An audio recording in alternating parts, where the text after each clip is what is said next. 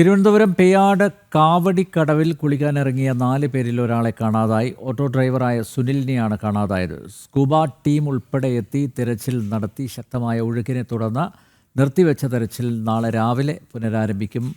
വിവരങ്ങളുമായി അഖിൽ പാലോട്ടുമഠം ചേരുന്നു. അഖിൽ, എപ്പോഴാണ് ഇവർ കുളിക്കാൻ ഇറങ്ങിയത്? വിശദാംശങ്ങൾ. നമ്പ്യാരെ, ഇന്ന് വൈകുന്നേരത്തോടു കൂടിയാണ് പേയാട് കാവടിക്കടവിൽ കുളിക്കാനിറങ്ങിയ 4 പേരെ കാണാതാകുന്നത്. അതിൽ ഒരാളെയാണ് ഒരാൾ ഓട്ടോ ഡ്രൈവറായ സുനിലാണ്. ഇയാൾ ചുഴിയിൽപ്പെട്ടതായിട്ടാണ് നാട്ടുകാർ പറയുന്നത്.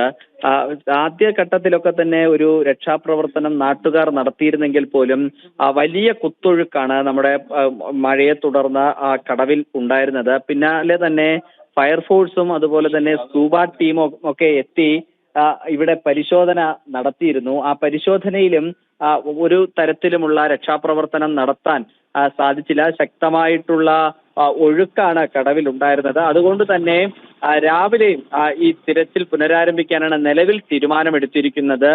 സ്കൂബ ടീമും സഞ്ചാരി റഫൽ ഉൾപ്പെടെയുള്ള സംഘമാണ് നിലവിൽ തിരച്ചിൽ നടത്തുന്നത്. എന്തായാലും 4 പേരിൽ കുളിക്കാനിറങ്ങിയതിൽ ഒരാളെയാണ് കാണാതായിരിക്കുന്നത്. അനിൽ നമ്പ്യാർ. തിരുവനന്തപുരം പേയാട് കാവടിക്കടവിൽ കുളിക്കാനിറങ്ങിയ 4 പേരിൽ ഒരാളെ കാണാതായി. ഓട്ടോ ഡ്രൈവറായ സുനിലിനെയാണ് കാണാതായത്. സ്കൂബ ടീം ഉൾപ്പെടെ എത്തി തിരച്ചിൽ നടത്തി. ശക്തമായ ഒഴുക്കിനെ തുടർന്ന് തിരച്ചിൽ നിർത്തിവെച്ച് നാളെ രാവിലെ പുനരാരംഭിക്കും. അഖിൽ പാലോട്ടുമഠമാണ് വിവരങ്ങൾ നൽകിയത്.